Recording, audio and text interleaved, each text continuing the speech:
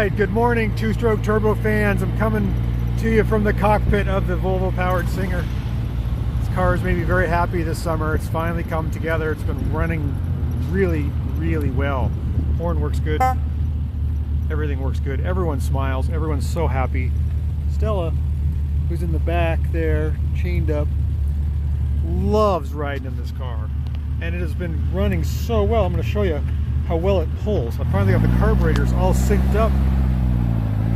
It just takes very light effort. I'm gonna actually do something more. So it has two oversized DCOE carburetors. I'm gonna put it in a fourth gear. Right there, fourth gear. We're going about 10 miles an hour and I'm gonna stuff the gas pedal. There we go.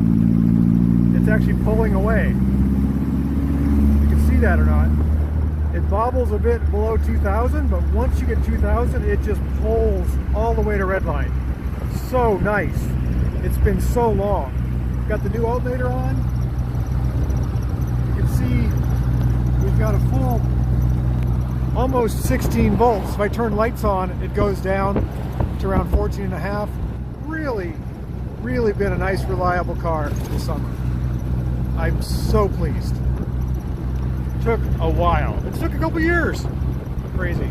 All right, I was just telling everyone how well my Singer is running, and it is. We stopped off to get a little something. Did a little shopping. We bought ourselves a little palm tree. Nothing says summer more than a palm tree sprouting out of a Singer. Stella, you're a good puppy. I wonder what people think of us. Let's get this thing planted. Okay, driving with a palm tree is a little pokey. Stella, what do you think? Pokey? Oh yeah, pokey, you might say. Okay, two-stroke turbo fans, you saw that our pilgrimage or journey to work in the morning was pleasant. Stopped the machine shop, got a palm tree, got to drive the Singer on a nice warm summer day here in Portland, Oregon. What's going on in the shop today? That's going to be the theme of the video. Always working on something. So IMA, which is the BMW Isetta, we're working on. Let's see if I have all the pieces to show you that. No, I don't. I think I figured out what's going on with the cylinder head, but it's all in boxes. I'll show you later. Apparently the valve guide was leaking on the intake port on the outside of the valve guide. Yeah, not worth showing you right now, and causing it to burn oil. So I've got a new head being rebuilt in the machine shop. We have been working on our Chinese clone van. A lot of people don't like the Chinese right now. I'm not real happy with them myself. They seem to be a threat to the world. But this is a Suzuki Super Carry or Every, I'm not sure, clone made by the Chinese. It's made by the People's Republic of China. I get asked what kind of van it is. So it's a clone of a Suzuki made by the Chinese. And what we've done is we've been sprucing this thing up. We got new door panels. I made these the other day. I bought some waterproof backer board, drilled the holes, put some foam and some vinyl. So I did the passenger front, the driver's front, and the sliding in the rear here. All new panels. Didn't have panels before. And then of course we got all our seats in. They look really good. We've got sport racing seats in the back and sport racing seats in the front. And I'm sorry, I've got all my clothes and everything. I'm totally unprepared for this video. It looks pretty good. I'm getting ready to take my kids back and forth to soccer, so I can move the seats forward like that to let kids in the back, so we can get 3 in the back, 2 in the middle, and 2 in the front. That is a full 7-passenger van that gets, what, 100 miles per gallon? Has a 797cc engine. I don't think it gets 100 miles per gallon, but it does really well on gas mileage. I've fill it up once every 6 or 8 months. I have to worry about the gas going bad. So that's that car. That's kind of a summary of what's going on there. It's looking pretty good. The next one is this one, which is our target or our key car of the day. This is a British built British built for the Canadian market Isetta. You can see it's got 2 rear wheels in the back. It is not a 3-wheeler, but it has a lot of very specific, very unique parts to it.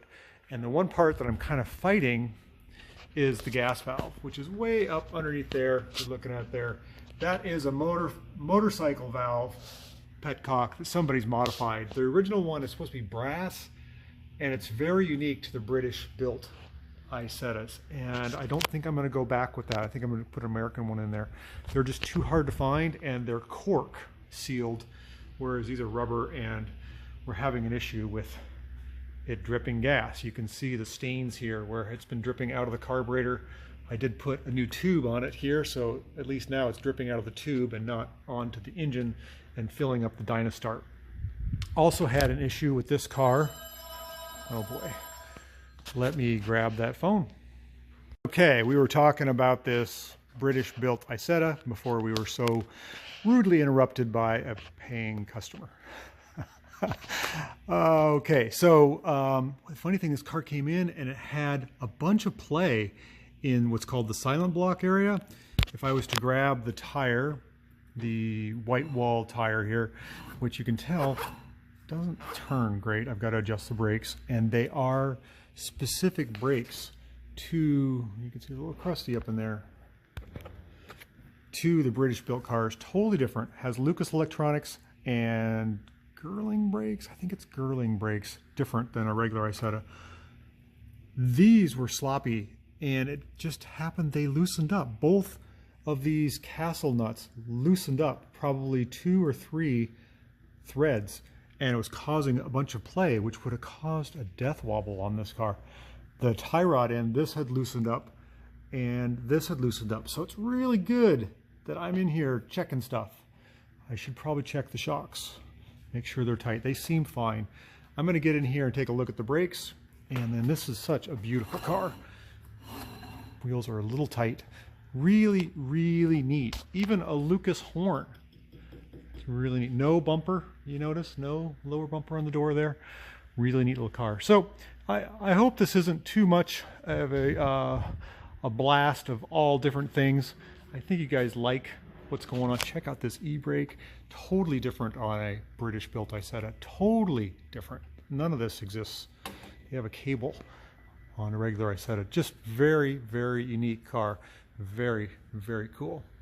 Neat to see one from the bottom side up. Gorgeous car. All right, have a great day. Thanks for watching. Hope I didn't overwhelm you with all kinds of automotive gibberish, but sometimes that happens. Take care. We'll see you on the next video.